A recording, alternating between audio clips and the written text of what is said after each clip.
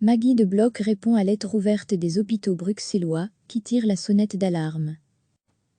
D'une seule voix, les hôpitaux publics et privés bruxellois du réseau non confessionnel, à savoir les hôpitaux Baron Lambert, Etterbeek XL, Molière Longchamp, Joseph Braco, le CHU Brugman, le CHU Saint-Pierre, l'hôpital des enfants, UDERF, l'Institut Jules Bordet et l'hôpital Erasme le cri haut et fort, et à l'unisson, la situation actuelle n'est pas tenable, et il rédigeait mercredi une lettre ouverte à la ministre Maggie de Bloch. La recherche d'une solution efficiente et rapide à la pénurie des masques est essentielle. Les initiatives des autorités ne sont cependant, et c'est peu de le dire, pas couronnées de succès. Il n'est plus à l'heure pour la ministre de Bloch et le SPF de demander constamment aux hôpitaux de remplir des formulaires de toutes sortes avec des chiffres qui, de toute façon, se périment complètement en quelques heures et qui sont donc inutiles s'ils ne sont pas traités immédiatement. Il n'est plus l'heure, pour la ministre de Bloch et le SPF, de restreindre les distributions des stocks que nous savons encore disponibles en matériel de protection et de médicaments dans le pays, les fameux stocks stratégiques, dans l'attente d'une catastrophe.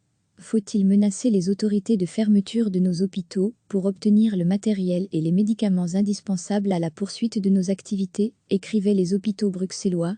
La situation est réellement dramatique. Maintenant ce jeudi, la Mincitre leur répond, la protection des professionnels de la santé dans l'exercice de leur métier figure parmi nos préoccupations. C'est essentiel, et j'en profite pour à nouveau saluer leur travail exceptionnel. Nous sommes conscients que la situation sur le terrain est parfois difficile. Nous entendons et tenons compte de leurs préoccupations, tout comme celles de nos concitoyens. La question de l'approvisionnement et de la disponibilité des dispositifs médicaux est cruciale, qu'il s'agisse de masques, d'autres types d'équipements de protection individuelle médicale, des respirateurs, des médicaments, nous le savons, explique la ministre. Nous avons créé une task force, gérée par Philippe de Baquet, qui travaille sans relâche sur la gestion et le réapprovisionnement des stocks. Le gouvernement fédéral soutient au maximum les hôpitaux et les régions en centralisant les commandes.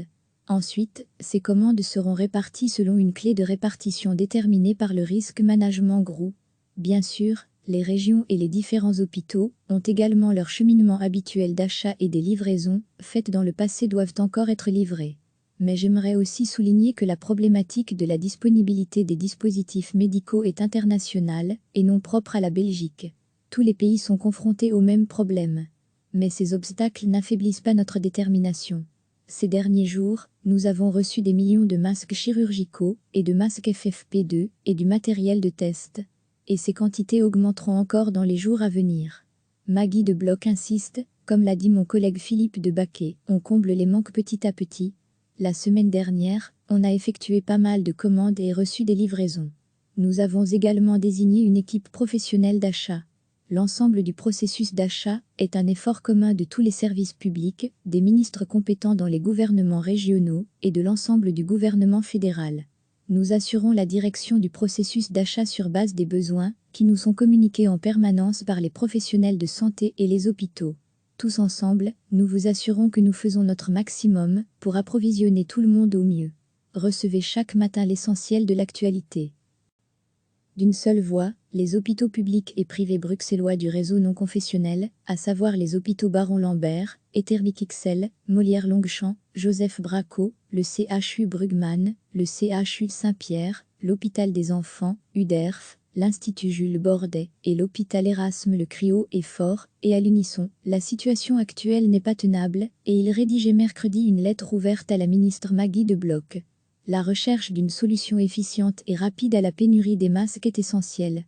Les initiatives des autorités ne sont cependant, et c'est peu de le dire, pas couronnées de succès. Il n'est plus à l'heure pour la ministre de Bloch et le SPF de demander constamment aux hôpitaux de remplir des formulaires de toutes sortes avec des chiffres qui, de toute façon, se périment complètement en quelques heures et qui sont donc inutiles s'ils ne sont pas traités immédiatement. Il n'est plus l'heure, pour la ministre de Bloch et le SPF, de restreindre les distributions des stocks que nous savons encore disponibles en matériel de protection et de médicaments dans le pays, les fameux stocks stratégiques, dans l'attente d'une catastrophe. Faut-il menacer les autorités de fermeture de nos hôpitaux pour obtenir le matériel et les médicaments indispensables à la poursuite de nos activités, écrivaient les hôpitaux bruxellois. La situation est réellement dramatique. Maintenant ce jeudi, la Mincitre leur répond, la protection des professionnels de la santé dans l'exercice de leur métier figure parmi nos préoccupations. C'est essentiel, et j'en profite pour à nouveau saluer leur travail exceptionnel. Nous sommes conscients que la situation sur le terrain est parfois difficile. Nous entendons et tenons compte de leurs préoccupations, tout comme celles de nos concitoyens. La question de l'approvisionnement et de la disponibilité des dispositifs médicaux est cruciale, qu'il s'agisse de masques, d'autres types d'équipements de protection individuelle médicale, des respirateurs, des médicaments, nous le savons, explique la ministre. Nous avons créé une task force, gérée par Philippe de Baquet, qui travaille sans relâche sur la gestion et le réapprovisionnement des stocks. Le gouvernement fédéral soutient au maximum les hôpitaux et les régions en centralisant les commandes.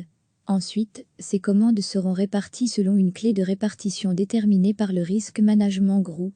Bien sûr, les régions et les différents hôpitaux ont également leur cheminement habituel d'achat et des livraisons faites dans le passé doivent encore être livrées. Mais j'aimerais aussi souligner que la problématique de la disponibilité des dispositifs médicaux est internationale et non propre à la Belgique. Tous les pays sont confrontés au même problème. Mais ces obstacles n'affaiblissent pas notre détermination. Ces derniers jours, nous avons reçu des millions de masques chirurgicaux et de masques FFP2 et du matériel de test. Et ces quantités augmenteront encore dans les jours à venir. Maggie de Bloch insiste, comme l'a dit mon collègue Philippe de Baquet, on comble les manques petit à petit. La semaine dernière, on a effectué pas mal de commandes et reçu des livraisons. Nous avons également désigné une équipe professionnelle d'achat. L'ensemble du processus d'achat est un effort commun de tous les services publics, des ministres compétents dans les gouvernements régionaux et de l'ensemble du gouvernement fédéral. Nous assurons la direction du processus d'achat sur base des besoins, qui nous sont communiqués en permanence par les professionnels de santé et les hôpitaux. Tous ensemble, nous vous assurons que nous faisons notre maximum pour approvisionner tout le monde au mieux. Cliquez sur s'abonner pour recevoir les dernières nouvelles.